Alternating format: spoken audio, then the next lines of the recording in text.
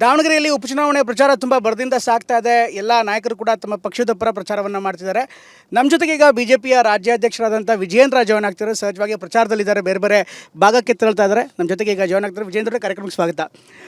Sir, ಮೊದಲನೇದಾಗಿ ಈ ಒಂದು ಚುನಾವಣೆ ನೀವು ಯಾವ ರೀತಿ ನೋಡ್ತಾ ಇದ್ದೀರಿ? ಪ್ರತಿ ಸಲ ಸಂದರ್ಭದಲ್ಲೂ ಕೂಡ ನಾವು ಈ ಉಪಚುನಾವಣೆಗಳು ದಿಕ್ಸೂಚಿ ಅಲ್ಲ, ಯಾವುದೇ ರೀತಿಯಂಥ ಟ್ರೆಂಡ್ ಸೆಟ್ ಮಾಡಲ್ಲ ಅನ್ನುವಂಥ ಮಾತನ್ನು ಹೇಳ್ತೀವಿ. ಈ ಪರ್ಟಿಕ್ಯುಲರ್ ಉಪಚುನಾವಣೆ ಬಗ್ಗೆ ಮಾತಾಡೋದಾದರೆ ಯಾವುದೇ ಸರ್ಕಾರ ರಚನೆ ಮಾಡೋದಾಗಲಿ, ಸರ್ಕಾರ ಬೀಳಿಸೋದಾಗಲಿ ಏನೂ ಆಗಲ್ಲ. ಬಟ್ BJP ಪಾಲಿಗೆ ಇದು ಯಾವ ರೀತಿ, ಹೇಗೆ ನಿಮಗೆ ಕಾನ್ಫಿಡೆನ್ಸ್ ಬೂಸ್ಟ್ ಆಗುತ್ತಾ, ಅಥವಾ ಹೊಸ ಟ್ರೆಂಡ್ ಸೆಟ್ ಆಗುತ್ತೆ ಅಂತ ಭಾವಿಸ್ತೀರೋ, ಅಥವಾ ಒನ್ ಮೋರ್ ಉಪಚುನಾವಣೆ ಅನಿಸ್ತಾ? ಪ್ರಮೋದ್ ಅವರೇ, ನಾನು ಕೂಡ ಹಲವಾರು ಉಪಚುನಾವಣೆಗಳನ್ನು ನೋಡಿದ್ದೇನೆ. ಸಾಮಾನ್ಯವಾಗಿ ಏನಾಗ್ತದೆ, ಆಡಳಿತ ಪಕ್ಷ ಯಾರಿರ್ತಾರೆ ಅಭ್ಯರ್ಥಿಗಳು ಮತದಾರರು ಅವ್ರ ಪರವಾಗಿ ಒಲವನ್ನು ತೋರಿಸ್ತಾರೆ.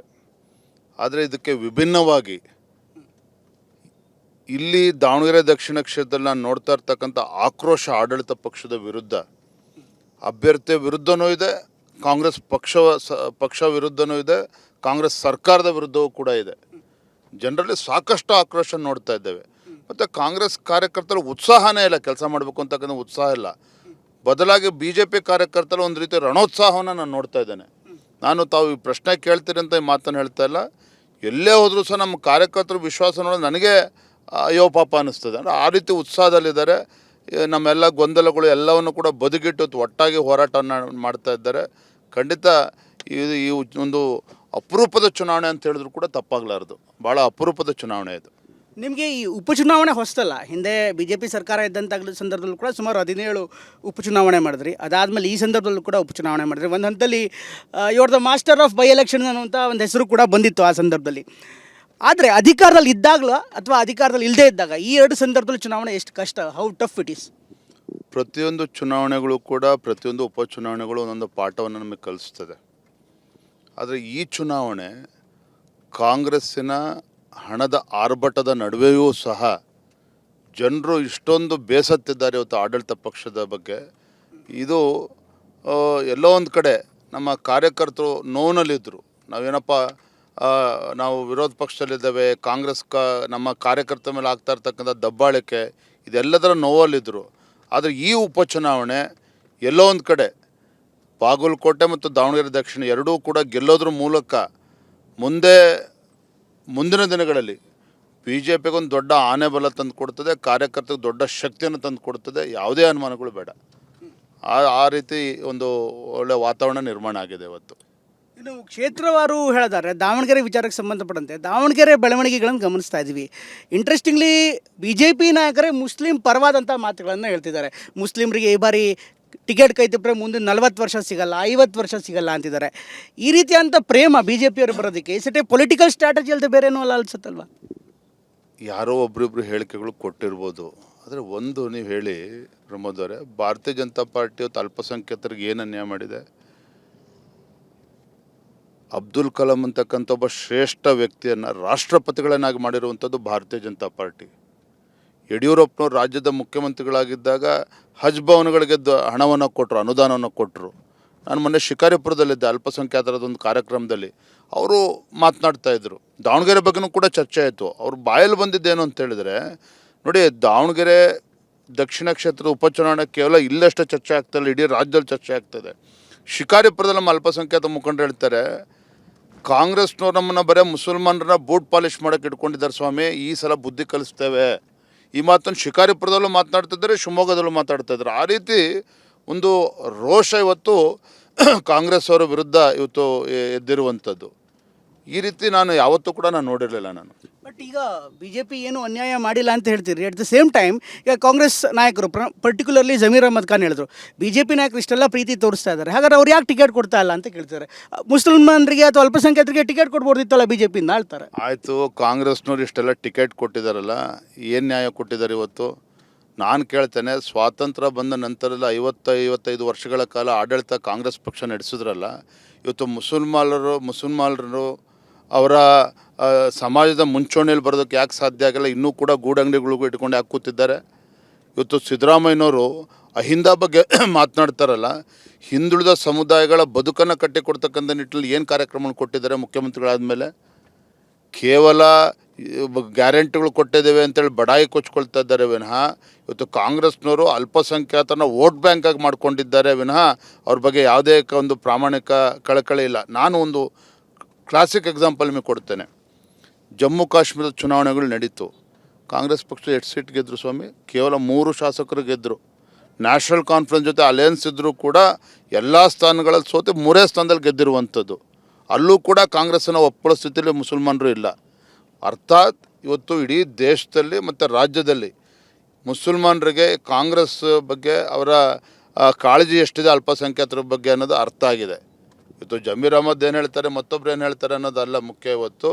ಆದರೆ ವಾಸ್ತವಿಕ ಸತ್ಯ ಏನು ಅಂತ ಹೇಳಿದ್ರೆ, ಅಲ್ಪಸಂಖ್ಯಾತರು they have realised Congress party has taken minorities, they have taken for granted. ಇದು ಅವ್ರಿಗೆ ಅರ್ಥ ಆಗಿದೆ. ಸರ್, ಆಮೇಲೆ ಈ ದಾವಣಗೆರೆ ಉಪಚುನಾವಣೆಯಲ್ಲಿ ನಿಮ್ಮ ನಾಯಕರೇ ಕುಟುಂಬ ರಾಜಕಾರಣವನ್ನು ಪ್ರಸ್ತಾಪ ಮಾಡಿದ್ದಾರೆ. ಸಹಜವಾಗಿ ಇವತ್ತು ಎಲ್ಲ ಪಕ್ಷಗಳನ್ನು ನೋಡ್ತಾ ಇದ್ದರೆ ಕುಟುಂಬ ರಾಜಕಾರಣದು ಇವತ್ತಿನ ಪಾಲಿಟಿಕ್ಸ್ನ ಒಂದು ಭಾಗ ಆಗಿದೆ. ನೀವು ರಾಜ್ಯಾಧ್ಯಕ್ಷರಾಗಿ ಈ ಒಂದು ವಿಚಾರವನ್ನು ಹೇಗೆ ನೋಡ್ತೀರಿ? ಜೊತೆಗೆ ಕುಟುಂಬ ರಾಜಕಾರಣ ಅದು ಪ್ರಸ್ತುತ ಅನ್ಸುತ್ತಾ, ಅಥವಾ ನಿಮ್ಮ ನಾಯಕರ ಈ ರೀತಿ ಮಾತನಾಡಿರುವಂಥ ನಿಮ್ಮ ಮುಜುಗರ ತರುತ್ತಾ? ನನಗೇನು ಮುಜುಗರ ತರುವಂಥದ್ದು ಏನಿಲ್ಲ. ನೋಡಿ, ನನ್ನನ್ನು ಯಡಿಯೂರಪ್ಪನವರು ಮುಖ್ಯಮಂತ್ರಿಗಳಾಗಿ ರಾಜೀನಾಮೆ ಕೊಡುವಂಥ ಸಂದರ್ಭದಲ್ಲಿ ಅಥವಾ ರಾಜೀನಾಮೆ ಕೊಟ್ಟ ಮೇಲೆ ನಮ್ಮ ಕೇಂದ್ರದ ವರಿಷ್ಠರು ಅಥವಾ ಯಡಿಯೂರಪ್ಪನವರು ಒತ್ತಾಯಪೂರ್ವಕವಾಗಿ ನನ್ನ ಏನಾದ್ರು ಕ್ಯಾಬಿನೆಟ್ಟಿಗೆ ತೆಗೆದುಕೊಂಡಿದ್ರೆ ಅದು ಕುಟುಂಬ ರಾಜಕಾರಣ ನಾನು ಒಪ್ಕೊಳ್ತೇನೆ. ನಾನೇನು ಮಾಡ್ತಾಯಿದ್ದೇನೆ ಇವತ್ತು? ನಾನು ಹಿಂದೂ ಕೂಡ ಬೆಂಗಳೂರು ಮಹಾನಗರದಲ್ಲಿ ಪಕ್ಷದ ಜವಾಬ್ದಾರಿಯನ್ನು ತೆಗೆದುಕೊಂಡು ಕಾರ್ಯದರ್ಶಿಯಾಗಿ ಕೆಲಸ ಮಾಡಿದ್ದೇನೆ. ರಾಜ್ಯದ ಯುವ ಮೋರ್ಚಾ ಪ್ರಧಾನ ಕಾರ್ಯದರ್ಶಿಯಾಗಿ ಸಂಘಟನೆ ಕಟ್ಟಿದ್ದೇನೆ. ರಾಜ್ಯದಲ್ಲಿ ಉಪಾಧ್ಯಕ್ಷನಾಗಿ ಪೇರೆಂಟ್ ಬಡಲಿ ಕೆಲಸ ಮಾಡಿದ್ದೇನೆ. ಇವತ್ತು ನಮ್ಮ ರಾಷ್ಟ್ರೀಯ ನಾಯಕರು, ಹಿರಿಯರು ಇವತ್ತು ರಾಜ್ಯದಲ್ಲಿ ಪಕ್ಷನ ಮುನ್ನಡೆಸೋದಕ್ಕೆ ವಿಜೇಂದ್ರ ಅವರಿಗೆ ರಾಜ್ಯಾಧ್ಯಕ್ಷ ಕೊಡ್ತೇನೆ ಅಂತ ಹೇಳಿದರೆ, this is not A luxury, this is ಇದು ಒಂದು ಜವಾಬ್ದಾರಿ. ಸಂಘಟನೆ ಕಟ್ತಕ್ಕಂಥದ್ದು ಇದೇನು ಲಕ್ಸುರಿ ಅಂತ ತಿಳ್ಕೊಬೇಡಿ. ನಾನು ಒಂದು ದಿನ ಮನೇಲಿ ಕೂತಿಲ್ಲ, ರಾಜ್ಯಾದ್ಯಂತ ಪ್ರವಾಸ ಮಾಡ್ತಾ ಇದ್ದೇನೆ. ಹಾಗಾಗಿ ಇವತ್ತು ದಾವಣಗೆರೆಯಲ್ಲಿ ನಡೀತಾ ಇರ್ತಕ್ಕಂಥ ಚರ್ಚೆ ಏನು ಅಂತ ಹೇಳಿದ್ರೆ, ಕಳೆದ 40 ವರ್ಷದಲ್ಲಿ ಒಂದೇ ಕುಟುಂಬದ ಹಿಡಿತದಲ್ಲಿದೆ, ಏನು ಅಭಿವೃದ್ಧಿ ಆಗಿದೆ, ಇದು ಸಾಮಾನ್ಯ ಜನರು ಪ್ರಶ್ನೆ ಮಾಡ್ತಾ ಇದ್ದಾರೆ. ಸಾಮಾನ್ಯ ಮತದಾರರು ಇದನ್ನು ಪ್ರಶ್ನೆ ಮಾಡ್ತಾರೆ. ಅದಕ್ಕೆ ಉತ್ತರ ಕೊಡೋದಕ್ಕೆ ಸಮರ್ಥ ಉತ್ತರನ ಕೊಡೋದಕ್ಕೆ ಆಗ್ತಾ ಇಲ್ಲ ಕಾಂಗ್ರೆಸ್ನವ್ರಿಗೆ. ಯಾಕೆ ಅಂತ ಹೇಳಿದ್ರೆ, ಇಲ್ಲೇನೋ ಅಭಿವೃದ್ಧಿ ಕೆಲಸ ಕಾರ್ಯಗಳನ್ನು ಆಗಿಲ್ಲ. ಇವತ್ತು ಜನ ಕೇಳ್ತಾ ಇದ್ದಾರೆ ಆಸ್ಪತ್ರೆ ಎಲ್ಲಿದೆ ನೋಡಿ, ಮೆಡಿಕಲ್ ಕಾಲೇಜ್ ಮಾಡಿದ್ದಾರೆ. ಇಷ್ಟು ವರ್ಷ ಬೇಕಾ ಒಂದು ಪ್ರೈವೇಟ್ ಮೆಡಿಕಲ್ ಕಾಲೇಜ್? ಇವತ್ತಿಗೂ ಕೂಡ ಪ್ರೈವೇಟ್ ಮೆಡಿಕಲ್ ಕಾಲೇಜ್ ಬರೋಕ್ಕೆ ಸಾಧ್ಯ ಆಗಿಲ್ಲ. ಇದೆಲ್ಲದೂ ಕೂಡ ಜನಸಾಮಾನ್ಯರು ಚರ್ಚೆ ಮಾಡ್ತಾ ಇದ್ದಾರೆ. ಸರ್, ಇನ್ನು ಬಾಗಲಕೋಟೆ ವಿಚಾರಕ್ಕೆ ಬರೋಣ. ಬಾಗಲಕೋಟೆಯಲ್ಲಿ ನಿನ್ನೆ ಒಂದು ಡೆವಲಪ್ಮೆಂಟ್ ಆಯಿತು. ನಿನ್ನೆ ಒಂದಿಷ್ಟು ಜನ ಕೇಸರಿ ಶಾಲಾ ಹಾಕ್ಕೊಂಡು ಹಾಸ್ಟೆಲ್ಗಳಿಗೆ ಹೋಗಿ ಕೆಲವೊಂದಿಷ್ಟು ಧಮಕಿ ಹಾಕಿದಂಥ ಘಟನೆ ನಡೀತು. ಕಾಂಗ್ರೆಸ್ನವ್ರ ಕಾರ್ಯಕರ್ತರು ಅಂತ BJP ಹೇಳ್ತಾರೆ, ಕಾಂಗ್ರೆಸ್ನವ್ರು BJPಯವರೇ ಇದನ್ನು ಮಾಡಿರುವಂಥದ್ದು, ಅವರೇ ಈ ಥರ ಮಾಡಿ ಟ್ರೆಂಡ್ ಸೆಟ್ ಮಾಡೋಕ್ಕೆ ಹೋಗ್ತಿದ್ದಾರೆ ಅಂತ ಹೇಳ್ತಾರೆ. ಇದನ್ನು ಯಾವ ರೀತಿ ನೋಡ್ತಿದ್ದೀರಿ? This is a clear indication Congress ಎಷ್ಟು ಹತಾಶರಾಗಿದ್ದಾರೆ ಮುಖಂಡರು, ಕಾರ್ಯಕರ್ತರು. ಮೊನ್ನೆ DK ಶಿವಕುಮಾರ್ ಅವರು ಹೇಳಿಕೆ ಕೊಟ್ಟರು ಬಾಗಲಕೋಟೆಯಲ್ಲಿ ಹೋದಾಗ.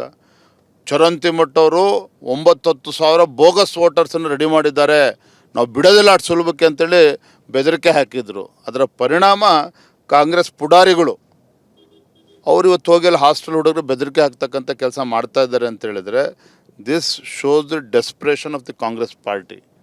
ಆ ಕಾಂಗ್ರೆಸ್ ಪಕ್ಷದ ನಾಯಕರ ಆದೇಶದ ಮೇರೆಗೆ ಗುಂಡಾಗರ್ದಿ ಮಾಡುವಂಥ ಕೆಲಸ ಕಾಂಗ್ರೆಸ್ ಪಕ್ಷದ ಕಾರ್ಯಕರ್ತರು ಮಾಡ್ತಾ ಇದ್ದಾರೆ. ಇವತ್ತಿನ ಉಪಚುನಾವಣೆಯಲ್ಲಿ ಒಂದು ಕ್ಲಾಸಿಕ್ ಆದಂಥ ಒಂದು ಫೈಟ್ ನಡೀತು ನಿಮ್ಮ ಮತ್ತು ಮುಖ್ಯಮಂತ್ರಿಗಳ ನಡುವೆ, ನೀವು ಹಾಗೂ ಸಿದ್ದರಾಮಯ್ಯ ನಡುವೆ. ಆರ್ಥಿಕ ವಿಚಾರವಾಗಿ ನೀವು ಕೆಲವೊಂದಿಷ್ಟು ಪ್ರಶ್ನೆಗಳನ್ನು ಹಾಕಿದ್ರಿ. ಸಾಲದ ರಾಮಯ್ಯ ಅಂದ್ರಿ, ಬೊಕ್ಕಸ ಖಾಲಿ ಆಗಿದೆ ಅಂತ ಹೇಳಿದ್ರಿ. ಅದಕ್ಕೆ ಟ್ವೀಟ್ ಮೂಲಕ ಅವರು ಉತ್ತರ ಕೊಟ್ಟರು. ಅವ್ರು ಹೇಳ್ತಾ ಇರುವಂಥದ್ದು ಗ್ಯಾರಂಟಿಗಳಿಂದ ಜನಕ್ಕೆ ಅನುಕೂಲ ಆಗಿದೆ, ಕೇಂದ್ರದ ಮೋದಿ ಸರ್ಕಾರ ಎಷ್ಟು ಸಾಲ ಮಾಡಿದ್ದಕ್ಕೆ ಉತ್ತರ ಕೊಡ್ತೀರಾ, ಅದನ್ನು ಉತ್ತರಿಸದೆ ನೀವು ರಾಜ್ಯದ ಬೊಕ್ಕಸದ ಬಗ್ಗೆ, ಆರ್ಥಿಕ ವಿಚಾರದ ಬಗ್ಗೆ ಮಾಡ್ತಾ ಇರ್ತೀರಿ. ಬಜೆಟ್ಟೇ ಒಂದು ಶ್ವೇತಪತ್ರ ಇದ್ದಂಗೆ, ಬಜೆಟ್ಟೇ ಸ್ಟೇಟ್ಮೆಂಟ್ ಆಫ್ ಫೈನಾನ್ಸ್ ಅಂತ ಹೇಳ್ತಾರೆ ಅವರು. ಮುಖ್ಯಮಂತ್ರಿಗಳು ಪದೇ ಪದೇ ಏನು ಹೇಳ್ತಾರೆ, ನರೇಂದ್ರ ಮೋದಿಜಿ ನಮ್ಮ ರಾಜ್ಯದಲ್ಲಿ ಕರ್ನಾಟಕ ರಾಜ್ಯದಲ್ಲಿ ಕಾಂಗ್ರೆಸ್ ಸರ್ಕಾರ ಬಂದ ಮೇಲೆ GST ಕಾಂಪನ್ಸೇಷನ್ ನಿಲ್ಲಿಸ್ಬಿಟ್ರು. ಪ್ರತಿ ವರ್ಷ ನಮ್ಗೆ 5,000 ಕೋಟಿ ಬರ್ತಾ ಇತ್ತು, ಈಗ 15,000 ಕೋಟಿ ನಮ್ಗೆ ಲಾಸ್ ಆಗಿದೆ, ಅದನ್ನು ತುಂಬಿಸ್ಕೊಡ್ಲಿ, ಯಾಕೆ ಮಲ್ತಾಯಿ ಧೋರಣೆ ಮಾಡ್ತಾ ಇದ್ರು? ಇದು ಮೊದಲ ಪ್ರಶ್ನೆ ಎತ್ತುತ್ತಾ ಇರುವಂಥದ್ದು.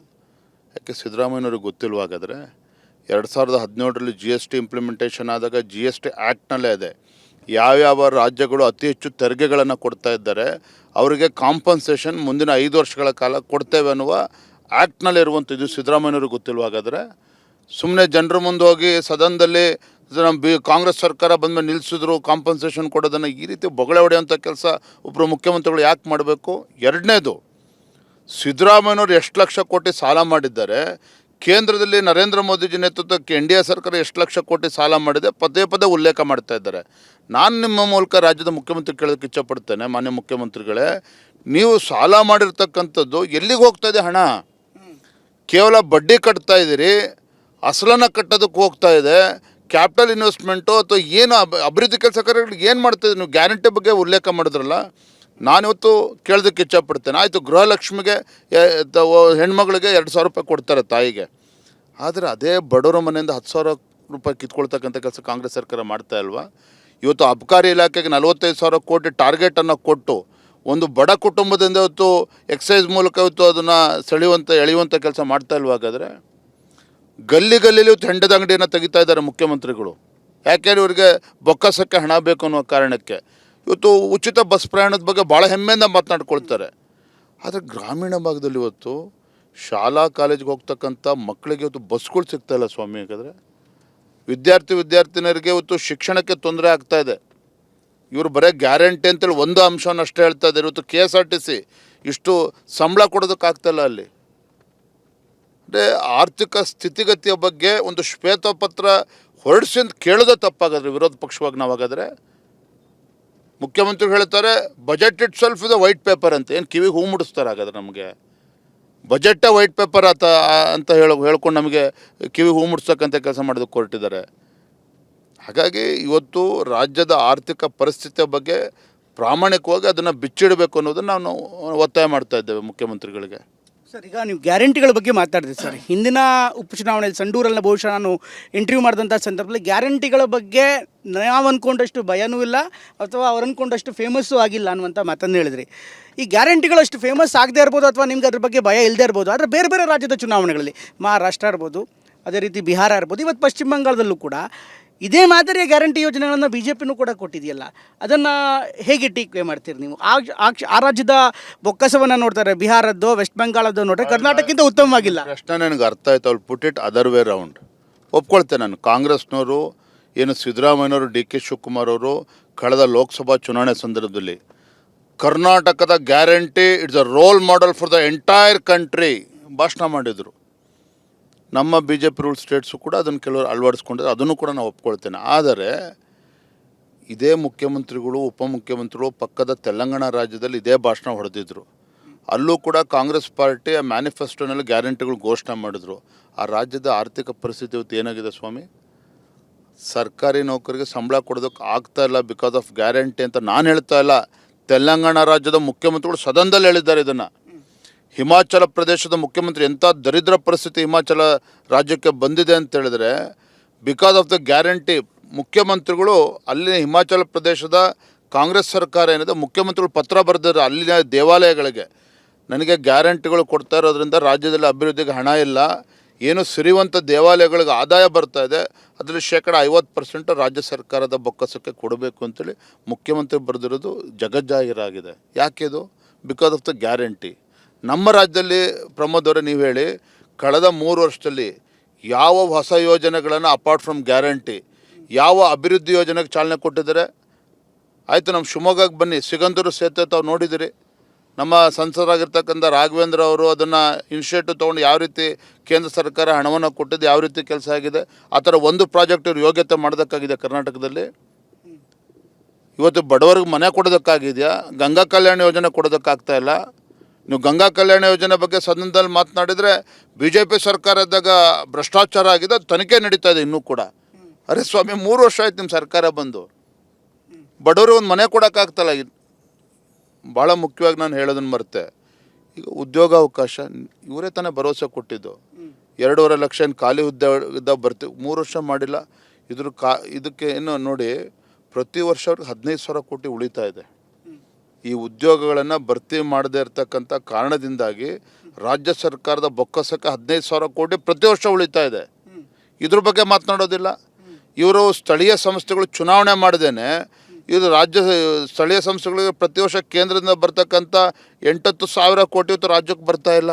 ಅದ್ರ ಬಗ್ಗೆ ಮಾತಾಡ್ತಾ ಇಲ್ಲ ಮುಖ್ಯಮಂತ್ರಿಗಳು. ಸುಮ್ಮನೆ ಈ ರೀತಿ ಉಡಾಫೆ ಮಾತನಾಡಿಕೊಂಡು ವಿರೋಧ ಪಕ್ಷವನ್ನು ಗೇಲಿ ಮಾಡಿಕೊಂಡು ಏನು ಇವ್ರ ಗ್ಯಾರಂಟಿಗಳು ಮತ್ತು ಯಾಕೆ ಇಷ್ಟು ಪರದಾಡ್ತಾ ಇದ್ದಾರೆ ಇವತ್ತು ಬಾಗಲಕೋಟೆನಲ್ಲಿ ದಾವಣಗೆರೆನಲ್ಲಿ ಹಾಗಾದರೆ ಆರಾಮಾಗಿ ಬೆಂಗಳೂರಿನಲ್ಲಿ 3ನೇ ಮಾಡಿಲಿ ಕೂತ್ಕೊಂಡು ಚುನಾವಣೆ ಗೆಲ್ಬೋದಿತ್ತಲ್ಲ ಹಾಗಾದರೆ ಯಾಕೆ ಮೂಟೆ ಹಣ ಹಿಡ್ಕೊಂಡು ಬಂದಿರು ಕೂರಂಥ ಪರಿಸ್ಥಿತಿದ್ದು ಯಾಕೆ ನಿರ್ಮಾಣ ಆಗಿದೆ ಹಾಗಾದ್ರೆ ಕಾಂಗ್ರೆಸ್ನವ್ರಿಗೆ ಹಾಗಾದರೆ ಮುಖ್ಯಮಂತ್ರಿಗಳು ಪ್ರಮುಖವಾಗಿ ದಾವಣಗೆರೆ ಹಾಗೆ ಬಾಗಲಕೋಟೆ ಎಸ್ಪೆಷಲಿ ಬಾಗಲಕೋಟೆಯಲ್ಲಿ ಹಲವಾರು ಬಾರಿ ಹೋಗ್ತಾ ಇರುವಂಥದ್ದು 5-6 ಬಾರಿ ಹೋಗ್ತಾ ಇರೋದನ್ನು ಯಾವ ರೀತಿ ನೋಡ್ತೀರಿ? ಆ ಕಡೆ ಮುಖ್ಯಮಂತ್ರಿ ಮತ್ತು ಕಾಂಗ್ರೆಸ್ ಪಕ್ಷದವ್ರು ಹೇಳ್ತಾರೆ ಒಬ್ಬ ಮುಖ್ಯಮಂತ್ರಿಯಾಗಿ ಚುನಾವಣೆ ಮಾಡೋದಪ್ಪ, ನಮ್ಮ ಕಾಂಗ್ರೆಸ್ ಕಾರ್ಯಕರ್ತರ ಪರ ಕಾಂಗ್ರೆಸ್ ಪಕ್ಷದ ಪರ ಪ್ರಚಾರದ ಭಾಗ ಅಂತಾರೆ. ಬಟ್ ಪೊಲಿಟಿಕಲಿ ನೋಡೋದಾದರೆ ಮತ್ತೆ ಮತ್ತೆ ಹೋಗ್ತಾ ಇರೋದು ಯಾವ ರೀತಿ ಭಯದ ವಾತಾವರಣ ಅಂತಿರೋ ಅಥವಾ ಗೆಲುವಿನ ವಾತಾವರಣ ಅಂತಿರೋ? ಮುಖ್ಯಮಂತ್ರಿಗಳಿಗೆ ಬಾಗಲಕೋಟೆನಲ್ಲಿ ಹೋಗಿ ಇನ್ನೂ ಒಂದು ವಾರ ಸಮಯ ಇದ್ದಿದ್ರೆ ಅಲ್ಲಿ ಇದ್ದ ನಂದೇನು ತಕರಾರಿರಲಿಲ್ಲ. ಆದರೆ ದುರಂತ ಏನು ಅಲ್ಲಿ ಜನ ಮಾತನಾಡೋದೇನೆಂದರೆ ಬಾಗಲಕೋಟೆ ಜಿಲ್ಲೆ ಬಾದಾಮಿ ವಿಧಾನಸಭಾ ಕ್ಷೇತ್ರ ರಾಜಕೀಯ ಪುನರ್ಜನ್ಮ ಕೊಡ್ತು ಸಿದ್ದರಾಮಯ್ಯನವರಿಗೆ. ಪಾಪ ಗೆದ್ದ ಮೇಲೆ ಆ ಜನನ ಸಂಪೂರ್ಣ ಮರೆತರು, ಜಿಲ್ಲೆನೂ ಕೂಡ ಮರೆತರು. ಇದು ಅಲ್ಲಿ ಜನ ಇವತ್ತು ಪ್ರಶ್ನೆ ಮಾಡ್ತಾ ಇದ್ದಾರೆ. ಹಾಗಾಗಿ ಗ್ಯಾರಂಟಿಗಳ ಮುಖವಾಡವನ್ನು ಧರಿಸ್ಕೊಂಡು ನಾವು ಕಟ್ಟೆ ಹಾಕಿದ್ದೀವಿ ಅಂತೇಳಿ ಅವ್ರು ಮನವರಿಕೆ ಮಾಡುವಂಥ ಪ್ರಯತ್ನ ಮಾಡ್ತಾ ಇದ್ದಾರೆ. ಅದರಲ್ಲಿ ಯಶಸ್ವಿ ಆಗೋದಕ್ಕೆ ಸಾಧ್ಯ ಆಗ್ತಾ ಇಲ್ಲ ಅವರು. ಹಾಗಾಗಿ ಪದೇ ಪದೇ ನೋಡಿ ಮುಖ್ಯಮಂತ್ರಿಗಳು ಗೊಂದಲದಲ್ಲಿದ್ದಾರೆ. ದಾವಣಗೆರೆನೂ ಸೋಲ್ತಾ ಇದೆ ಕಾಂಗ್ರೆಸ್ ಪಾರ್ಟಿ, ಬಾಗಲಕೋಟೆನೂ ಕೂಡ ಸೋಲ್ತಾ ಇದೆ. ಮುಖ್ಯಮಂತ್ರಿಗಳು ಎಲ್ಲಿ ತಮ್ಮ ಪಟಾಲಮ್ಮು ಸೂಟ್ಕೇಸ್ ಇಟ್ಕೊಂಡು ಎಲ್ಲಿ ಕೂತ್ರೆ ಒಂದು ಕ್ಷೇತ್ರ ಒಂದನ್ನಾರ ಉಳಿಸ್ಕೋಬೋದು ಆ ಗೊಂದಲದಲ್ಲಿ ಮುಖ್ಯಮಂತ್ರಿಗಳು ಇದ್ದಾರೆ. ಸರ್, ಒಂದು ವೇಳೆ ಫಲಿತಾಂಶ BJP ಪರವಾಗಿ ಬಂದರೆ ಕಾಂಗ್ರೆಸ್ ಸರ್ಕಾರದಲ್ಲಿ, ನಾನು ಹೇಳ್ತೀನಿ ಕಾಂಗ್ರೆಸ್ ಸರ್ಕಾರದಲ್ಲಿ ಅಲ್ಲೋಲ ಕಲ್ಲೋಲ ಆಗುತ್ತೆ ಅನ್ಸುತ್ತೆ ವಿಪಕ್ಷವಾಗಿ. ಆ್ಯಸ್ ಎ ವಿಪಕ್ಷವಾಗಿ ನೀವು ಹೇಗೆ ಇದನ್ನು ಅಬ್ಸರ್ವ್ ಮಾಡ್ತಿದ್ದೀರಿ? ಎರಡೂ ಕ್ಷೇತ್ರಗಳಲ್ಲೂ ಭಾರತೀಯ ಜನತಾ ಪಾರ್ಟಿ ಗೆಲ್ತಿದೆ, ಸಂಪೂರ್ಣ ವಿಶ್ವಾಸ ನನಗಿದೆ. ಎರಡೂ ಗೆದ್ದ ಮೇಲೆ ಸರ್ಕಾರ ಬೀಳೋದು ಬೇಡ, ಇವ್ರು ಹಿಂಗೆ ನಡೆಸ್ಕೊಂಡು ನಮಗೇನು ಅಭ್ಯಂತರ ಇಲ್ಲ. ಇನ್ನೂ 2 ವರ್ಷ ಭಾರತೀಯ ಜನತಾ ಪಾರ್ಟಿನ ವಿರೋಧ ಪಕ್ಷದಲ್ಲೇ ಇರ್ತೇವೆ, ಹೋರಾಟವನ್ನು ಮಾಡ್ತೇವೆ. ಈ ಕಾಂಗ್ರೆಸ್ ಪಕ್ಷದ ಸರ್ಕಾರದ ಬಂಡವಾಳವನ್ನು ಬೀದಿ ಎಳೆಯುವಂಥ ಕೆಲಸ ಮಾಡ್ತೇವೆ. ಹಾಗಾಗಿ ನಮಗೇನು ಆತಂಕ ಇಲ್ಲ. ಆತಂಕ ಇರುವಂಥದ್ದು ಕಾಂಗ್ರೆಸ್ ಪಕ್ಷದ ಶಾಸಕರಲ್ಲಿ. ಯಾಕೆಂದರೆ ಚುನಾವಣೆ ಮುಗಿತಿದ್ದಂಗೆ ಮುಖ್ಯಮಂತ್ರಿ ಸ್ಥಾನ ಪಲ್ಲಟ್ಟಾಗುತ್ತೆ ಅಂತೇಳಿ ಜಗಜ್ಜಾಹೀರಾಗಿದೆ. ಆದರೆ ಸಿದ್ದರಾಮಯ್ಯನವರು ಅವ್ರದ್ದೇ ಆದಂಥ ಕಾರಣಗಳನ್ನು ಹೇಳ್ಕೊಂಡು ಹೋಗ್ತಾ ಇದ್ದಾರೆ ಈ ಕಡೆ. ಹಾಗಾಗಿ ಅದು ರಾಜಕಾರಣವಾಗಿ irrespective of outcome Siddaramaiah bound to resign, ಅದರಲ್ಲಿ ಏನೂ ವ್ಯತ್ಯಾಸ ಆಗೋದಿಲ್ಲ ನಮಗೆ ಯಾವತ್ತು ಅನ್ನೋದನ್ನು ಸಿದ್ದರಾಮಯ್ಯನವ್ರಿಗೂ ಉತ್ತರ ಇದೆಯಲ್ಲೋ ಗೊತ್ತಿಲ್ಲ. ರಾಜೀನಾಮೆ ಕೊಡ್ತಕ್ಕಂಥದ್ದು ರಾಜೀನಾಮೆ 100 ಕೂಡ ಕೊಡ್ತಾರೆ, ಅದರಲ್ಲಿ ಏನು ಅನುಮಾನ ಇಲ್ಲ. ಸರ್, ನಿನ್ನೆ ಮುಖ್ಯಮಂತ್ರಿಗಳ ಜೊತೆಗೆ ಮಾತಾಡ್ತಾ ಇರುವಂಥ ಸಂದರ್ಭದಲ್ಲಿ ಅವರು BJP ನನ್ನನ್ನು ಟಾರ್ಗೆಟ್ ಮಾಡ್ತಾ ಇದೆ ಅಂತ ಹೇಳಿದ್ರು. RSS ಅವರಿಗೆ ಸೂಚನೆ ಕೊಟ್ಟಿದೆ, ನನ್ನನ್ನು ಟಾರ್ಗೆಟ್ ಮಾಡೋದ್ರಿಂದ ಅವರಿಗೆ ಗೈನ್ ಆಗುತ್ತೆ, ನಾನು ಬಡವ್ರ ಪರ ಇದ್ದೀನಿ, ಕಾಂಗ್ರೆಸ್ ಪಕ್ಷ ಬಡವ್ರ ಪರ ದನಿ ಇದೆ, RSS ಸೂಚನೆ ಮೇರೆಗೆ ನೀವು ಅವರನ್ನು ಟಾರ್ಗೆಟ್ ಮಾಡ್ತಿದ್ದೀರಿ ಅಂತ ಹೇಳ್ತಿದ್ದಾರೆ. ನೀವು ಸಿದ್ದರಾಮಯ್ಯನವ್ರ ವಿರುದ್ಧ ನಿರಂತರ ವಾಗ್ದಾಳಿ ಮಾಡ್ತಾ ಇರೋದು ಯಾಕೆ? ಅವರನ್ನು ಟಾರ್ಗೆಟ್ ಮಾಡ್ತಾ ಇರೋದು ಯಾಕೆ? ಅಲ್ಲಿ ಎಂಥ ಒಂದು ಗೋಲ್ಡನ್ ಆಪರ್ಚುನಿಟಿ ಸಿದ್ದರಾಮಯ್ಯನವ್ರಿಗಿತ್ತು. ಒಬ್ಬ ಅನುಭವಿ ಮುಖ್ಯಮಂತ್ರಿಗಳನ್ನ ಅಲ್ಲಗಳಿತಾ ಇಲ್ಲ. 17 ಬಜೆಟ್ ಮಂಡನೆ ಮಾಡ್ತಕ್ಕಂಥ ಒಂದು ಸುವರ್ಣಾವಕಾಶ ಅವ್ರಿಗೆ ಸಿಕ್ಕಿದೆ. ಬಹುಶಃ ರಾಜ್ಯದ ಯಾವುದೇ ಒಬ್ಬ ಮುಖ್ಯಮಂತ್ರಿಗಳಿಗೆ ಅಥವಾ ಹಣಕಾಸು ಸಚಿವರಿಗೆ ಸಿಗದೇ ಇರತಕ್ಕಂಥ ಒಂದು ಅವಕಾಶ ಅವ್ರಿಗೆ ಸಿಕ್ಕಿತ್ತು. ಆದರೆ ಅದನ್ನು ಸದ್ಬಳಕೆ ಮಾಡ್ಕೊಳ್ದೇ ಕೇಂದ್ರ ಸರ್ಕಾರದ ಮೇಲೆ ಆರೋಪಗಳನ್ನೇ ಮಾಡಿಕೊಂಡು ರಾಜ್ಯಕ್ಕೂ ಕೂಡ ಯಾವುದೇ ಒಂದು ಪ್ರಯೋಜನ ಆಗ್ತಾ ಇಲ್ವಲ್ಲ ಸರ್ಕಾರ. ಇವರ ಅನುಭವ ಇವತ್ತು ಅಹಿಂದ ಬಗ್ಗೆ ಮಾತನಾಡ್ತಾರಲ್ಲ, ಆ ಕಾಯಕ ಸಮುದಾಯಗಳ ಬದುಕನ್ನು ಕಟ್ಟಿಕೊಡ್ತಕ್ಕಂಥ ಯಾವುದಾರೊಂದು ಯೋಜನೆ ಕೊಟ್ಟಿದ್ದಾರೆ ಇವರು. ಇದೇ BJP ಸರ್ಕಾರ ಇದ್ದಾಗ ಯಡಿಯೂರಪ್ಪನವರು ಹಿಂದುಳಿದ ಸಮುದಾಯಗಳ ನಿಗಮಗಳನ್ನು ಸ್ಥಾಪನೆ ಮಾಡಿ 550 ಕೋಟಿಗೂ ಹೆಚ್ಚು ಹಣವನ್ನು ಕೊಟ್ಟರು. ಯಾಕೆ? ಅಲ್ಲಿರ್ತಕ್ಕಂಥ ಸಮುದಾಯ ಮಕ್ಕಳಿಗೆ ಅನುಕೂಲ ಆಗಲಿ, ಆ ಬಡವರಿಗೆ ಅನುಕೂಲ ಆಗಲಿ ಅಂತೇಳಿ. ಇವರು ಅಹಿಂದ ಹೆಸರು ಹೇಳ್ಕೊಂಡು ಆ ಮುಖ್ಯಮಂತ್ರಿಗಳು 550 ಕೋಟಿ ಇರೋದು 2000 ಕೋಟಿ ಮಾಡಬೇಕಿತ್ತು, ಅದನ್ನು 250 ಕೋಟಿ ಮಾಡಿ ಅದನ್ನು ಬಿಡುಗಡೆ ಮಾಡೋಕ್ಕಾಗಲಿಲ್ಲ ಇವ್ರ ಕೈಯಲ್ಲಿ. ಅಂದರೆ ಈ ಕಳ್ಳಾಟ ಏನು ಇವತ್ತೇನು ಮುಖ್ಯಮಂತ್ರಿಗಳು ಮಾಡ್ತಾ ಇದ್ದಾರೆ ಅಹಿಂದ ಹೆಸರು ಹೇಳ್ಕೊಂಡು, ಇದು ಭಾಳ ದಿನ ನಡೆಯೋದಿಲ್ಲ. ಇದು ಅವ್ರಿಗೂ ಅರ್ಥ ಆಗಿದೆ. ಈ ಉಪಚುನಾವಣೆಯಲ್ಲಿ ಅದು ಮನವರಿಕೆ ಆಗುತ್ತೆ ಮತ್ತೂ ಹೆಚ್ಚು. ಸರಿ, ಉಪಚುನಾವಣೆ BJPಗೆ ಆ್ಯಸ್ ಎ ಸಂಘಟನಾತ್ಮಕವಾಗಿ ಒಂದು ರೀತಿ ಬ್ಲೆಸ್ಸಿಂಗ್ ಇನ್ ಡಿಸ್ಗೈಸ್ ಆಯ್ತಾ ಅಂತ? ಯಾಕೆಂದರೆ ದಾವಣಗೆರೆಯಲ್ಲೂ ಕೂಡ ಕೆಲವೊಂದಿಷ್ಟು ಬಣಬಡಿದಾಟಗಳಿದ್ವು. ಜೊತೆಗೆ ಎಲ್ಲ ನಾಯಕರು ಒಟ್ಟಾಗಿ ಬರೋದಕ್ಕೆ ಈ ಒಂದು ವೇದಿಕೆ ಆಯಿತಾ? ನಿಮ್ಮ ಮನೆಯನ್ನು ಈ ಉಪಚುನಾವಣೆ ಹೇಗೆ ಮತ್ತೆ ಆರ್ಡರ್ ವಾಪಸ್ ಕರ್ಕೊಂಬಂದಿದೆ ಸರ್? TV9 ಮುಖೇನ ನಾನು ನೇರವಾಗಿ ಒಂದು ವಿಚಾರವನ್ನು ಮುಕ್ತವಾಗಿ ಹೇಳ್ತೇನೆ. ದಾವಣಗೆರೆ ದಕ್ಷಿಣದಲ್ಲಿ ನಾನು ನೋಡ್ತಾ ಇದ್ದರೆ ನಮ್ಮ ಕಾರ್ಯಕರ್ತರು, ಬೂತ್ ಮಟ್ಟದ ಕಾರ್ಯಕರ್ತರು ಉತ್ಸಾಹ ನೋಡಿದಾಗ ನನಗೊಂಥರ ಸಂತೋಷನೂ ಆಗುತ್ತೆ, ಬೇಸರನೂ ಕೂಡ ಆಗುತ್ತೆ. ಸಂತೋಷ ಯಾಕೆ ಅಂತ ಹೇಳಿದರೆ, ಇಷ್ಟೆಲ್ಲ ಪಕ್ಷದಲ್ಲಿ ಒಳ ಜಗಳ ಇದ್ದರೂ ಕೂಡ ಇವರಲ್ಲಿ ಯಾವುದೇ ರೀತಿಯ ಸ್ಫೂರ್ತಿ ಕಡಿಮೆ ಆಗಿಲ್ಲ, ಆ ಪ್ರೇರಣೆ ಕಡಿಮೆ ಆಗಿಲ್ಲ, ಅದೇ ಉತ್ಸಾಹದಲ್ಲಿ ಇವತ್ತು ಕೆಲಸ ಮಾಡ್ತಾ ಇರುವಂಥದ್ದು. ಆದರೆ ಬೇಸರ ಏನು ಅಂತ ಹೇಳಿದ್ರೆ, ಇದನ್ನು ಕೇವಲ ದಾವಣಗೆರೆ ಅಲ್ಲ, ಇಡೀ ರಾಜ್ಯದಲ್ಲಿರ್ತಕ್ಕಂಥ ನನ್ನನ್ನು ಸೇರಿ ಹೊತ್ತು ಅದನ್ನು ಮುಖಂಡರು ಅರ್ಥ ಮಾಡ್ಕೋಬೇಕಾಗಿದೆ. ಕಾರ್ಯಕರ್ತರು ಏನೂ ಕೂಡ ನಿರೀಕ್ಷೆ ಮಾಡೋದಿಲ್ಲ ಮುಖಂಡರಿಂದ. ಅವರು ನಿರೀಕ್ಷೆ ಮಾಡ್ತಕ್ಕಂಥ ಯಾವುದೇ ಸ್ಥಾನಮಾನಗಳನ್ನು ನಿರೀಕ್ಷೆ ಮಾಡೋದಿಲ್ಲ. ಅವರ ಅಪೇಕ್ಷೆ ಮುಖಂಡರುಗಳು ನಾವೆಲ್ಲರೂ ಕೂಡ ಒಟ್ಟಾಗಿ ಒಂದಾಗಿ ಸಂಘಟನೆನ ಮುನ್ನಡೆಸಬೇಕು, ಪಕ್ಷವನ್ನು ಮುನ್ನಡೆಸಬೇಕು. ಅದನ್ನು ನಾವು ಅರ್ಥ ಮಾಡ್ಕೊಳ್ಳೇಬೇಕಾಗ್ತದೆ. ಪಕ್ಷದ ಭವಿಷ್ಯದ ದೃಷ್ಟಿಯಿಂದ ಮತ್ತು ರಾಜ್ಯದ ಭವಿಷ್ಯದ ದೃಷ್ಟಿಯಿಂದನೂ ಕೂಡ ಇದನ್ನು ಅರ್ಥ ಮಾಡ್ಕೊಳ್ಬೇಕಾಗಿರ್ತಕ್ಕಂಥ ಅನಿವಾರ್ಯತೆ ಇವತ್ತಿದೆ. ಅದು ಮುಂದಿನ ದಿನಗಳಲ್ಲಿ ಸರಿ ಹೋಗ್ತದೆ ಅನ್ನೋ ವಿಶ್ವಾಸ ನನಗೂ ಕೂಡ ಇದೆ. ನೀವು ಮಾತಾಡಿದ್ದೀರಾ ಸರ್, ಎಲ್ಲ ನಾಯಕರ ಜೊತೆಗೆ ಹಿಂದೆ ಸಭೆಗಳನ್ನು ಮಾಡಿದ್ರಿ, ಬಟ್ ವಿಶ್ವಾಸವಾಗಿ ಪ್ರಾಮಾಣಿಕವಾಗಿ ಜೊತೆ ಬರುವಂಥ ಒಂದು ಪ್ರಯತ್ನ ಆಗಿದೆಯಾ? ಖಂಡಿತ ಸಾಕಷ್ಟು ಸುಧಾರಣೆನೂ ಕೂಡ ಆಗಿದೆ. ಸಾಕಷ್ಟು ಹಿರಿಯರನ್ನು ಭೇಟಿ ಮಾಡಿದಾಗ ವೈಯಕ್ತಿಕವಾಗಿ ಮಾತನಾಡಿದ್ದಾರೆ. ಇಲ್ಲ ವಿಜಯೇಂದ್ರ, ನೀನು ಅಧ್ಯಕ್ಷ ಆದಾಗ ಶುರುವಾತಿನಲ್ಲಿ ಕೆಲವು ಸಣ್ಣ ಪುಟ್ಟ ವ್ಯತ್ಯಾಸಗಳಾಗಿದ್ದಾವೆ, ಆದರೆ ಕಳೆದ 8-10 ತಿಂಗಳಿಂದ ಸಂಘಟನೆ ತುಂಬ ಚೆನ್ನಾಗಿ ತೆಗೆದುಕೊಂಡು ಹೋಗ್ತಾ ಇದೆಯಾ, ಖಂಡಿತ ಒಳ್ಳೆಯದಾಗ್ತದೆ ಪಕ್ಷಕ್ಕೆ, ನಿನ್ನ ಮುನ್ನುಗ್ಗು ಅನ್ನುವ ಒಂದು ವಿಶ್ವಾಸದ ಮಾತುಗಳನ್ನು ಕೂಡ ಆಡಿದ್ದಾರೆ. ಸಾಕಷ್ಟು ಅವರ ಒಂದು ಮನಸ್ಥಿತಿಯಲ್ಲೂ ಕೂಡ ಸುಧಾರಣೆ ಆಗಿದೆ. ಇನ್ನೂ ಕೆಲವರು ಇದ್ದಾರೆ, ಇಲ್ಲ ಅಂತ ಹೇಳೋದಿಲ್ಲ, ಅದು ಮುಂದಿನ ದಿನಗಳಲ್ಲಿ ಸರಿ ಹೋಗ್ತದೆ. ಸರ್, ಯತ್ನಾಳ್ ಅವರು ಬಾಗಲಕೋಟೆಗೆ ಪ್ರಚಾರಕ್ಕೆ ಬಂದಂಥ ಸಂದರ್ಭದಲ್ಲಿ ಮಾಧ್ಯಮಗಳು ನಿಮ್ಮನ್ನು ಪ್ರಶ್ನೆ ಮಾಡಿದ್ರೆ, ಯತ್ನಾಳ್ ಅವರು ಪಕ್ಷದಿಂದ ದೂರ ಇದ್ದರೂ ಬಂದಿದ್ದಾರೆ, ನೀವು ಹೇಗೆ ನೋಡ್ತೀರಿ ಅಂತ. ಅವರು ಪಕ್ಷದಿಂದ ಸಸ್ಪೆಂಡ್ ಆಗಿದ್ದರೂ ಈ ಚುನಾವಣೆ ಬರುವಿಕೆಯಿಂದ BJP ಮೇಲೆ, ನಿಮ್ಮ ನಾಯಕತ್ವದ ಮೇಲೆ ಯಾವ್ದಾದ್ರು ಪರಿಣಾಮ ಬೀರುತ್ತಾ? Do you take it very personally? ಏನು ಹೇಳಿದ್ರಿ?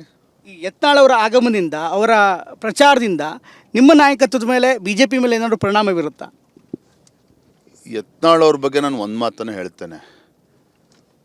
ಒಬ್ಬ ಕೇಂದ್ರದ ಸಚಿವರಾಗಿದ್ದರು, MP ಆಗಿದ್ದರು, ಶಾಸಕರಾಗಿದ್ದರು. ಇಷ್ಟೆಲ್ಲ ಅನುಭವ ಇದ್ದಂಥ ಯತ್ನಾಳ್ ಅವರು ಅವರ ಬುದ್ಧಿಯನ್ನು ಅವ್ರ ಕೈಲಿ ಹಿಡ್ಕೋಬೇಕಾಗಿತ್ತು, ಅದನ್ನು ಮಾಡಲಿಲ್ಲ. ಅವ್ರ ಬುದ್ಧಿ ಅವ್ರ ಕೈಲಿ ಹಿಡ್ಕೋಬೇಕಾಗಿತ್ತು. ನಾನು ಇವತ್ತು ಹೇಳ್ತಾ ಇದ್ದೇನೆ, ಯತ್ನಾಳ್ ಅವ್ರನ್ನ ಪಕ್ಷದಿಂದ ಉಚ್ಚಾಟನೆ ಮಾಡೋದಿದ್ರೆ ಇನ್ನೂ ಯಾವಾಗಲೂ ಆಗ್ತಾಯಿತ್ತು. ನಾನು ನಮ್ಮ ಕೇಂದ್ರದ ವರಿಷ್ಠರಿಗೆ ಹೇಳಿ ಅವಸರ ಮಾಡೋದು ಬೇಡ, ಅವ್ರಿಗೆ ಇನ್ನೊಂದು ಅವಕಾಶ ಕೊಡಿ ಅಂತೇಳಿ ವಿನಂತಿಯನ್ನು ಮಾಡಿ ಅದನ್ನು ತಡೆ ಹಿಡಿದಿದ್ದು ನಾನೇ, ಬಹಿರಂಗವಾಗಿ ನಾನು ಇವತ್ತು ಹೇಳ್ತಾ ಇದ್ದೇನೆ. ಆದರೆ ಅದನ್ನು ಅರ್ಥ ಮಾಡ್ಕೊಳ್ದೇನೆ ಅವ್ರ ಬುದ್ಧಿನ ಬೇರೆಯವ್ರಿಗೆ ಕೊಟ್ಟರೆ ಹಿಂಗೆ ಆಗ್ತಕ್ಕಂಥದ್ದು. ಇವತ್ತು ಯತ್ನಾಳ್ ಪಕ್ಷ ಬಿಟ್ಟು ಹೋಗಿರೋದ್ರಿಂದ ಪಕ್ಷಕ್ಕೇನು ಲಾಭ ಆಗಿದೆ ಅದರಿಂದ? ಆದರೆ ಇವರನ್ನು ಹೊರಗೆ ಕಳಿಸ್ತಕ್ಕಂಥ ಕೆಲವು ಇದ್ದು ವ್ಯವಸ್ಥೆಗಳು, ಆದರೆ ಇವ್ರ ಬುದ್ಧಿ ಇವ್ರ ಕೈಯಲ್ಲಿ ಇಟ್ಕೊಳ್ಳೋದಿದ್ರೆ ಈ ಸಮಸ್ಯೆ ಉಂಟಾಗಿರ್ತಕ್ಕಂಥದ್ದು ಅಷ್ಟೇ. ಮುಂದೆ ಏನಾಗಬೇಕು ಪಕ್ಷದ ವರಿಷ್ಠರು ತೀರ್ಮಾನ ಮಾಡ್ತಾರೆ. ಇವತ್ತೇನಾದ್ರು ಚರ್ಚೆಗಳು ಯಾವುದು ನಡೀತಾ ಇಲ್ಲ. ಸರ್, ಅವಕಾಶ ಸಿಕ್ಕರೆ ಅವರನ್ನೆಲ್ಲರೂ ಕೂಡ ಮತ್ತೆ ವಾಪಸ್ ಕರೆತರುವಂಥ ಪ್ರಯತ್ನ ನೀವು ಮಾಡ್ತೀರಾ? ಯಾಕೆಂದರೆ ಒಂದು ಪಕ್ಷವನ್ನು ತೆಗೆದುಕೊಳ್ಳುವಂಥ ಸಂದರ್ಭದಲ್ಲಿ ಹಿರಿಯರನ್ನು ಕೂಡ ಕರೆತರುವಂಥ ಜವಾಬ್ದಾರಿ ಈಗ ನಿಮ್ಮ ಮೇಲಿದೆ. ಒಂದು ವೇಳೆ ಅವಕಾಶ ಸಿಕ್ಕರೆ, ಗಿವನ್ ಎ ಚಾನ್ಸ್, ಯತ್ನಾಳ್ ಸೇರಿದಂತೆ ಅವ್ರ ಬರುವಿಕೆಗೆ ಅವಕಾಶ ಇದ್ದರೆ ಹೇಗೆ ಕರ್ಕೊಂಡ್ಬಿಡ್ತೀರಿ ಅವ್ರನ್ನ? ಈ ಒಳಗೆ ಕರ್ಕೋಬೇಕೋ ಕರ್ಕೋಬಾರ್ದೋ ಅದನ್ನು ಈ ಹಂತದಲ್ಲಿ ಮಾತನಾಡೋದಕ್ಕೆ ಸಾಧ್ಯ ಇಲ್ಲ. ಅದು ಯಾವ ಸಂದರ್ಭದಲ್ಲಿ, ಯಾವ ಹಂತದಲ್ಲಿ, ಯಾವಾಗ ಮಾತನಾಡಬೇಕು ಆ ಸಮಯ ಬಂದಾಗ ನಾನು ಮಾತನಾಡ್ತೇನೆ. ಸರ್, ಕೊನೆಯದಾಗಿ ಬಾಗಲಕೋಟೆ ಮತ್ತು ದಾವಣಗೆರೆ ಚುನಾವಣೆಯ ಬಳಿಕ ಮುಂದಿನ ರಾಜ್ಯ ರಾಜಕಾರಣ ಹೇಗಿರುತ್ತೆ sir? Especially for the BJP 2028ಕ್ಕೆ ಇದರ ಅಡಿಪಾಯ ಅಂತ ಭಾವಿಸ್ತೀರಾ? ಖಂಡಿತ ಈ ಚುನಾವಣೆ ಇರ್ರೆಸ್ಪೆಕ್ಟ್ ಆಫ್ ಔಟ್ಕಮ್ ಸಾಕಷ್ಟು ಕಲಿಯುವಂತಿದೆ ಉಪಚುನಾವಣೆಯಲ್ಲಿ. ಮುಂದಿನ ಚುನಾವಣೆಗೆ, ಮುಂದಿನ ಸಂಘಟನೆಗೆ ಹೆಚ್ಚು ಶಕ್ತಿ ತುಂಬುವಂಥ ಕೆಲಸ ಇದು ಈ ಚುನಾವಣೆ ಮೂಲಕ ಆಗ್ತದೆ. ನಮ್ಮ ತಪ್ಪುಗಳನ್ನು ಸರಿಪಡಿಸ್ಕೊಂಡು, ಯಾಕೆಂದರೆ BJP ಮುಂದೆ ಒಳ್ಳೆ ದಿನಗಳು ಬರಬೇಕು ಅಂತೇಳಿದರೆ ಕಾರ್ಯಕರ್ತರಿಗೆ ನೋವಾಗದ ರೀತಿಯಲ್ಲಿ ನಾವು ಪ್ರತಿಯೊಬ್ಬರು ಕೂಡ ನಡ್ಕೋಬೇಕಾಗ್ತದೆ. ಇವೆಲ್ಲವೂ ಕೂಡ ಈಗ ನೋಡಿ, ಬಾಗಲಕೋಟೆಯಲ್ಲೂ ಸಮಸ್ಯೆ ಇತ್ತು, ದಾವಣಗೆರೆದಲ್ಲೂ ಸಮಸ್ಯೆ ಇತ್ತು. ಆದರೆ ನಮ್ಮೆಲ್ಲರ ಮನವಿಯ ಮೇಲೆ ಎಲ್ಲರೂ ಕೂಡ ಸಮಸ್ಯೆಗಳನ್ನು ಬದಿಗಿಟ್ಟು ಒಂದಾಗಿದ್ದಾರೆ ಎಲ್ಲರೂ ಕೂಡ. ಅದು ಮುಂದೆ ಹಾಗೆ ಮುಂದುವರ್ಕೊಂಡು ಹೋಗಬೇಕು. ಬೇರೆ ಜಿಲ್ಲೆಗೂ ಕೂಡ ಅದು ಪ್ರೇರಣೆ ಆಗಬೇಕು. ನೋಡೋಣ, ಬರೋದ್ರಿಂದಲೇ ಅನೇಕ ಸವಾಲುಗಳಿದೆ. ಒಟ್ಟಾರೆಯಾಗಿ ಚುನಾವಣೆ ಖಂಡಿತ ನಮಗೆ ಒಳ್ಳೆಯದು ಆಗ್ತದೆ, ನಮ್ಮ ಸಂಘಟನೆ ಕೂಡ ಒಳ್ಳೆಯದಾಗ್ತದೆ, ಇಡೀ ರಾಜ್ಯಕ್ಕೆ ಒಂದು ಒಳ್ಳೆಯ ಸಂದೇಶವನ್ನು ಕೊಡ್ತದೆ. ಮುಂದಿನ ಚುನಾವಣೆಗೆ ದೊಡ್ಡ ಒಂದು ಶಕ್ತಿಯನ್ನು ಕೂಡ ಕೊಡುತ್ತೆ ಅನ್ನೋ ವಿಶ್ವಾಸ ನನಗಿದೆ. ಸರ್, ಈ ಶ್ರೀನಿವಾಸ್ ದಾಸ್ ಕರಿಯಪ್ಪ ಅವ್ರ ಬಗ್ಗೆ ನಾನು ಹೇಳೋದಕ್ಕೆ ಮಾಡಿದೆ. ಬಹುಶಃ ಈ ಒಂದು ಅಭ್ಯರ್ಥಿಯನ್ನು ಆಯ್ಕೆ ಮಾಡೋ ಮೂಲಕ ಕಾರ್ಯಕರ್ತರಿಗೂ ಕೂಡ ಪಕ್ಷ ಒಂದು ಸಂದೇಶ ರವಾನೆ ಮಾಡ್ತಿದೆಯಾ? 2028ರಲ್ಲಿ ದಾಸ್ ಕರಿಯಪ್ಪ ಅಂತ ಒಬ್ಬ ಸಾಮಾನ್ಯನು ದಾವಣಗೆರೆಯಲ್ಲಿ ಮಾತಾಡಿದಂಥ ಸಂದರ್ಭದಲ್ಲಿ ಅನೇಕರು ಹೇಳ್ತಾರೋ ಸಮರ್ಥ ವರ್ಸಸ್ ಸಾಮಾನ್ಯ ಅಂತ. ಈ ರೀತಿಯಾದಂಥ ಒಂದು ಆಪರ್ಚುನಿಟಿ ಬಹುಶಃ ಕಾರ್ಯಕರ್ತರಿಗೂ ಕೂಡ ಒಂದು ಮೆಸೇಜಿಂಗ. ನಾನು ಪಕ್ಷದ ವೇದಿಕೆಗಳಲ್ಲಿ ಒಂದು ಮಾತನ್ನು ಯಾವಾಗಲೂ ಕೂಡ ಹೇಳ್ತಾ ಇರ್ತೇನೆ. ಪಕ್ಷದ ಜವಾಬ್ದಾರಿಯನ್ನು ಹೊತ್ತಿರ್ತಕ್ಕಂಥವ್ರು ನಮ್ಮ ಪಕ್ಷದ ಮುಖಂಡರು ಆ ಜಾತಿಯ ಮನಸ್ಥಿತಿಯಿಂದ ಹೊರಗೆ ಬರಬೇಕು ಅನ್ನೋ ಮಾತನ್ನು ಅನೇಕ ವೇದಿಕೆಗಳನ್ನ ಹೇಳಿದ್ದೇನೆ. ಇವತ್ತು ನಾನು ಪುನರುಚ್ಚಾರ ಮಾಡ್ತಾ ಇದ್ದೇನೆ. ಎಲ್ಲಿವರೆಗೂ ಆ ಜಾತಿಯ ವ್ಯವಸ್ಥೆ ಸಾಮಾಜಿಕವಾಗಿರ್ತದೆ ಅದನ್ನು ಒಪ್ಕೊಳ್ಳೋಣ, ಅದನ್ನು ಅಲ್ಲಗಳೆಯೋದಕ್ಕೆ ಸಾಧ್ಯ ಇಲ್ಲ. ಅದೊಂದು ರಾಜಕೀಯ ಪಕ್ಷದಲ್ಲಿ ಒಬ್ಬ ರಾಜ್ಯದ ಅಧ್ಯಕ್ಷ ಇರ್ಬೋದು, ಒಬ್ಬ ಶಾಸಕ ಇರ್ಬೋದು, ಅಥವಾ ಜನಪ್ರತಿನಿಧಿ ಇರ್ಬೋದು, ನಮ್ಮಲ್ಲಿ ಆ ಜಾತಿಯ ಮೈಂಡ್ಸೆಟ್ಟನ್ನು ಇರಬಾರ್ದು. ನಾವು ಯಾವುದೇ ಒಂದು ಜಾತಿಗೆ ಸೀಮಿತವಾಗಿ ರಾಜಕಾರಣ ಮಾಡೋದಕ್ಕೆ ಸಾಧ್ಯವೂ ಇಲ್ಲ, ಅಧಿಕಾರಕ್ಕೆ ಬರೋದಕ್ಕೂ ಕೂಡ ಸಾಧ್ಯ ಇಲ್ಲ. ಅಧಿಕಾರ ಬರೋದಕ್ಕೆ ಸಾಧ್ಯ ಆದರೂ ಸಹ ಪ್ರಜಾಪ್ರಭುತ್ವದ ದೃಷ್ಟಿಯಿಂದ ಅದು ಒಳ್ಳೆ ಬೆಳವಣಿಗೆ ಅಲ್ಲ.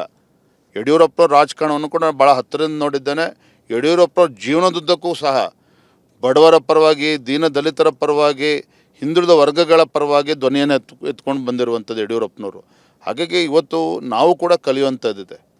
ಹಾಗಾಗಿ ಜಾತಿಯಿಂದ ಹೊರಗೆ ಬಂದು ಎಲ್ಲ ಸಮಾಜಗಳನ್ನು ಕೂಡ ಒಗ್ಗೂಡಿಸ್ಕೊಂಡು ಹೋಗ್ತಕ್ಕಂಥ ಅನಿವಾರ್ಯತೆ ಹೊತ್ತಿದೆ, ಅವಶ್ಯಕತೆಯೂ ಇದೆ. ಅದನ್ನು ಬರೋದ್ರಿಂದಲೇ ಇನ್ನೂ ಹೆಚ್ಚು ಯಶಸ್ವಿಯಾಗಿ ಅದನ್ನು ಮಾಡಬೇಕಾಗ್ತದೆ. ಆ ದೃಷ್ಟಿಯಿಂದ ದಾವಣಗೆರೆ ದಕ್ಷಿಣ ನಿಜವಾಗ್ಲೂ ಕೂಡ ನನಗೆ ಖುಷಿ ಇದೆ. ಇವತ್ತು ಒಬ್ಬ ಶ್ರೀನಿವಾಸ ದಾಸ್ ಕರಿಯಪ್ಪ, ತಾವೇ ಹೇಳಿದ್ರಲ್ಲ, ಒಬ್ಬ ಶ್ರೀಮಂತನ ಮುಂದೆ ಒಬ್ಬ ಸಾಮಾನ್ಯ ಒಬ್ಬ ಕಾರ್ಯಕರ್ತ ನಾವು ಕೊಟ್ಟಿದ್ದೇವೆ. ಆದರೂ ಕೂಡ ಜನರು ಹಣ ಇದು ಯಾವುದನ್ನು ಕೂಡ ಲೆಕ್ಕಿಸದೆ ನಮ್ಮ ಅಭ್ಯರ್ಥಿನ ಬೆಂಬಲಿಸ್ತಾ ಇದ್ದಾರೆ. ಇದು ಎಲ್ಲೋ ಒಂದು ಕಡೆ ಮುಂದಿನ ದಿನಗಳಲ್ಲಿ ನಮ್ಮ ಸಂಘಟನೆಗೂ ಕೂಡ ಒಂದು ಶಕ್ತಿಯನ್ನು ಕೊಡ್ತದೆ, ಮತ್ತು ನಮ್ಮ ಮುಖಂಡರಲ್ಲಿ ಕೂಡ ಒಂದು ಮಾನಸಿಕ ಸ್ಥಿತಿ ಬದಲಾವಣೆ ಮಾಡೋದಕ್ಕೂ ಕೂಡ ಈ ಒಂದು ರಿಸಲ್ಟ್ ನಮಗೆ ಅವಕಾಶ ಕೊಡ್ತದೆ ಅನ್ನೋ ಆಶಾಭಾವನೆಯಲ್ಲಿ ನಾನು ಕೂಡ ಇದ್ದೇನೆ. ಒಂದು ವೇಳೆ ಬಿ ಜೆ ಪಿ ಗೆದ್ದರೆ ಉಪಚುನಾವಣೆಯಲ್ಲಿ ವಿಜಯೇಂದ್ರರ ನಾಯಕತ್ವಕ್ಕೆ ಗೆಲ್ಲುವಂತ ಭಾವಿಸ್ತೀರಾ? ವಿಜಯೇಂದ್ರ ನಾಯಕತ್ವ ಇನ್ನಷ್ಟು ಬಲಿಷ್ಠವಾಗೋದಕ್ಕೆ ಸಹಾಯಕಾರಿ ಅಂತ ಭಾವಿಸ್ತೀರಾ? ದಾವಣಗೆರೆ ದಕ್ಷಿಣ ಹಾಗೂ ಬಾಗಲಕೋಟೆ BJP ಗೆಲುವಿಗೆ ಕಾರಣರು ಯಾರು ಅಂತ ಕೇಳಿದ್ರೆ, ನಾವು ಮೊದಲು ಮಾಡಿದಂಥ ಒಳ್ಳೆಯ ಕೆಲಸ ಅಂತ ಹೇಳಿದ್ರೆ ವಿಸ್ತಾರಕರನ್ನು ತೆಗೆದುಕೊಂಡು ಬಂದು ಹಾಕಿದ್ದು. ಅಕ್ಕಪಕ್ಕ ಜಿಲ್ಲೆಗಳಿಂದ 15-20 ದಿನದಿಂದ ಪ್ರತಿ ಬೂತ್ನಲ್ಲೂ ಕೂತು ಮನೆ ಮಠ ಎಲ್ಲವನ್ನೂ ಬಿಟ್ಟು ಶ್ರಮವನ್ನು ಹಾಕ್ತಾಯಿದ್ದಾರೆ. ಅವರ ಶ್ರಮಕ್ಕೆ ನಾವು ಬೆಲೆ ಕಟ್ಟೋದಕ್ಕೆ ಸಾಧ್ಯ ಇಲ್ಲ. ಎರಡನೇದು, ನಮ್ಮ ಕಾರ್ಯಕರ್ತರು ಪಕ್ಷದ ಏನೇ ಗೊಂದಲ ಇದ್ದರೂ ಕೂಡ ನಮ್ಮ ಅಭ್ಯರ್ಥಿ ಘೋಷಣೆ ಮಾಡ್ತಿದ್ದಂಗೆ ಆ ಜಾತಿ ಈ ಜಾತಿ ಅಂತ ನೋಡಿದ್ರೆ ಎಲ್ಲರೂ ಕೂಡ ಕಾರ್ಯಕರ್ತರು ಒಟ್ಟಾಗಿ ಶ್ರಮವನ್ನು ಹಾಕ್ತಾಯಿದ್ದಾರೆ. ಅದಕ್ಕೂ ಕೂಡ ನಾವು ಬೆಲೆ ಕಟ್ಟೋದಕ್ಕೆ ಸಾಧ್ಯ ಇಲ್ಲ. ಹಾಗಾಗಿ ಗೆಲುವು ನಾಳೆ ದಿನ ಗೆಲುವಾದಂಥ ಸಂದರ್ಭದಲ್ಲಿ ಇದು ಗೆಲುವು ನಮ್ಮ ಕಾರ್ಯಕರ್ತರ ಗೆಲುವು ಆಗ್ತದೆ ಹೊರತು ವಿಜೇಂದ್ರ ಗೆಲುವಾಗೋದಕ್ಕೆ ಸಾಧ್ಯ ಇಲ್ಲ. ಎಲ್ಲರ ಶ್ರಮ ಇದೆ ಇದರಲ್ಲಿ. Thank you so much sir, ಧನ್ಯವಾದ ನಿಮ್ಮ ಜೊತೆ ಮಾತನಾಡಿ. Thank you. ಇದಿಷ್ಟು ವಿಜಯೇಂದ್ರ ಅವರು ಹೇಳ್ತಾ ಇರುವಂಥ ಮಾತು. ಕ್ಯಾಮ್ರಾಮ್ಯಾನ್ ಪ್ರಾಣೇಶ್ ಜೊತೆ ಪ್ರಮೋದ್, TV9 ದಾವಣಗೆರೆ.